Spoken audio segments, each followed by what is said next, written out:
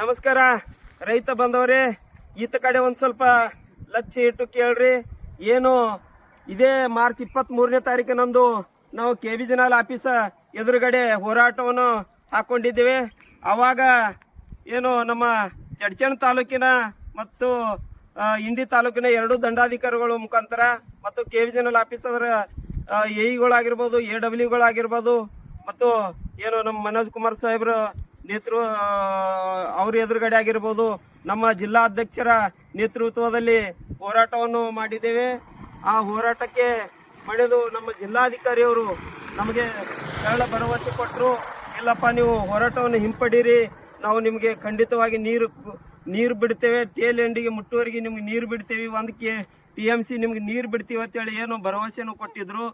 ಆ ಭರವಸೆ ಮುಖಾಂತರ ನಾವು ಏನು ತಾತ್ಕಾಲಿಕವಾಗಿ ನಮ್ಮ ಹೋರಾಟವನ್ನು ಹಿಂಪಡೆದಿದ್ದೇವೆ.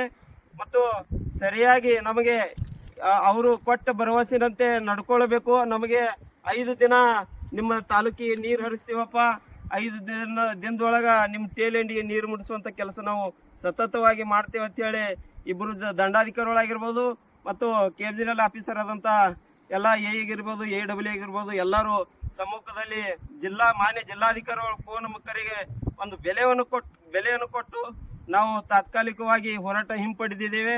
ಮತ್ತು ನೀರು ನಿನ್ನೆ 11 ಗಂಟೆಗೆ ಸರಿಯಾಗಿ ನೀರು ಇಲ್ಲಿ ನಮ್ಮ ಚಡ್ಚಣ ತಾಲೂಕಿಗೆ ತಲುಪಿದೆ. ಮತ್ತು ಚಡ್ಚಣ ತಾಲೂಕಿನಲ್ಲಿ ಬರ್ತಕ್ಕಂಥ ಎಲ್ಲ ರೈತರಿಗೆ ಸಹಕಾರ ಮಾಡಿ ಪಂಪ್ಸೆಟ್ಗಳು ಕೂಡ ಬಂದಿಡಲಿಕ್ಕೆ ಏನು ಎಲ್ಲರೂ ಹೇಳಿದರು.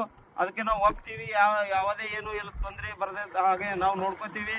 ಮತ್ತು ಟೇಲ್ ಎಂಡಿವರೆಗೆ ನೀರು ಬರಲಿಲ್ಲ ಅಂದರೆ ಮತ್ತೆ ನಿರಂತರ ಹೋರಾಟ ಅಂತ ಹೇಳಿ ಈ ಮಾತನ್ನು ಹೇಳಕ್ಕೆ ಇಚ್ಛೆ ಪಡ್ತಾ ಇದ್ದೀನಿ. ಮಾನ್ಯ ಬಂಧುಗಳೇ, ಯಾರಿಗೆ ಟೇಲ್ ಎಂಡಿಗೆ ನೀರು ಬಂದಿಲ್ಲ ಅವರು ಸರಿಯಾಗಿ ಯಾರಿಗೂ ನಮ್ಗೆ ಗಮನಕ್ಕೆ ಬರಲಿಲ್ಲ ಅಂದರೆ ಮತ್ತೆ ನಾವು ನಿರಂತರ ಹೋರಾಟ ಹಾಕೋತೀವಿ ಅಂತೇಳಿ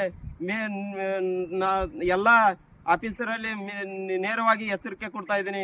ನಮಸ್ಕಾರ ಬಂಧುಗಳೇ, ನಮಸ್ಕಾರ.